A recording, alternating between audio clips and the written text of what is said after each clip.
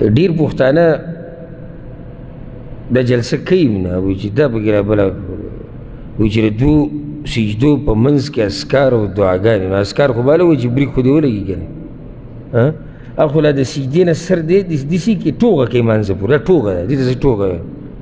د سجدې نه دې سر راوچت کي لږ معمولي او بیا ورشي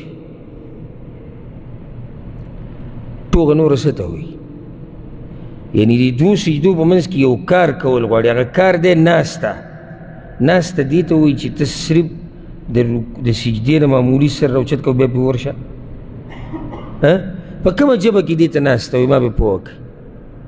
داسې ناسته هم چېرته لیدلې ده ها وایي د رکوع نه بعد قومه ده ودرېږي به قیام دی چېرته دا قیام هم لیدلی دی چې د رکوع نه معمولي سر راوچت کوه بیا به سجده پرېوځه دې ته په کومه ژبه کې ودرېده وایي تاسو به لیدلي نن سبا خو انټرنېټ کې هر څه شته دی ویډیوګانې دی بعضو سپین ګیرو هغه یو خو پکې د سره ده هغه سر هم راوچت نه کړو په رکوع د رکوع نه په سجده پرېوتو د رکوع نه په سجده پرېوتو او بیا افسوس په دې درشي چې پکې بعض هغه چې ځان ته لا مولیان وایي د هغوی د منځ هم دا حال او عوام ګوره یو خبره زه کوم اکثر په دې درسونو او بیانونو کې چې عوام چې کم کارونه کوي اکثر یې دا د مولیانو نه اورېدلي یې لیدلي لکه اوس زموږ په معاشره کې مثال کې یو قصه مشهوره شوه یا مشهوره ده چې داسې به وو او دا به وو پخوا به ده او بني اسرائیلو کې ده دا د عوامو چا نه اورېدلی ده ځان نه وایي خو چېرته یا د مولوي صاحب نه اورېدلی یا سابیاق صاحب نه یا امیر صاحب نه خو د چا نه خو یې اورېدلي ده که نه لګیا دی بیانوي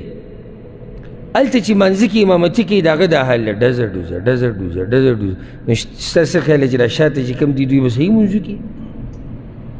او چې کله ته دوی ته ووایي چې ستا دا مونځ صحیح نه دی نو تا ته ووایي ولې مولوي صاحب چې کوم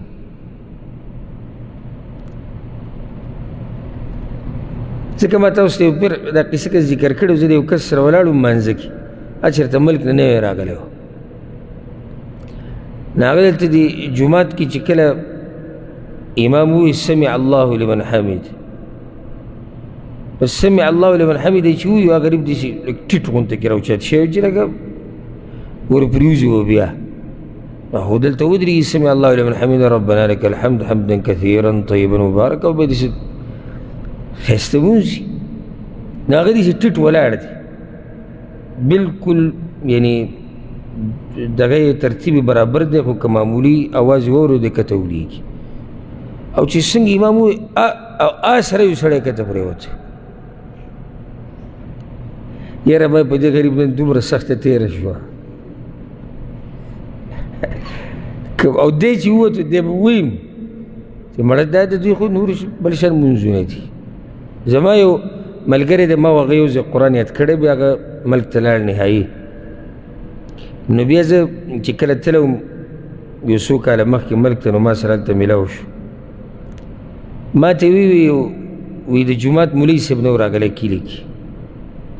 یو کسانو ما ته وایي چې مخکې زه ته پته وي د قرآن یاد دی په سنتو هم برابر دی او ښه صحیح مونځ وکړو وایي چې مونځ څنګه سلام مې وګرځوي سپین ګیري ما ته وایي تا څه د وابیانو پېښې شروع کړي دي او په دې خوشحالېده په کار دی نه دا ښایسته مونځ د دې نسبت موږ ته کېږي وایي دا څه د وابیانو پېښې یې شروع کړي ما نه داسم ترېشر به دې چلولی یو پته لګېدلی وایي ما ته وایي چې تا څه د وابیانو پېښې شروع کړي دي عجیبه ده یو سړی دومره راشي اودس وکړي او الله له ټیم ورکړي لس منټه لګي یو ته 12 ولګوه 12 لګي 14 ولګوه خو چې لمونځ خو د الله قبول کړي که نه او ځکه حدیث کې دا راځي چې یو سړی د مانځه نه فارغه شي نیمه برخه ثواب ورته میلاو شي یو سړي ته 3 میلاو شي پیغمبر صلی الله علیه وسلم یو سړي ته 4 یو سړي ته 10 برخه میلاو شي 10 او یو سړي ته وایي هېڅ هم میلاو نه شي یو روایت کې راځي چې دا مونځ ونغښتی شي او د ده مخ له واپس راواچي او دا مونځ ورته خیرې کوي چې الله دې داسې وشرموه لکه څنګه چې دې زه وشرموله نو ته راځي ثواب ګټلو له وړي د ځان سره ګناه نقصان نه شو دومره دې ټیم ورکو دومره دې ځان ستړی کړو تا څه ګټه وکړه هېڅ خبره نه ده که یو 5 منټه زیات ولګي یو 2 منټه زیات ولګي یو 3 زیات ولګي چې الله خو ستا د مونځ قبول کړي که زمونږ د ټولو دغه ارمان دی چې الله زمونږ نه مونځ قبول کړي نو مونځ خو داسې نه قبلېږي چې ته راشه او کته به راشه او کته به راشه او قصه ختمه شو مونځونه چې کوئ نو په طریقې کوئ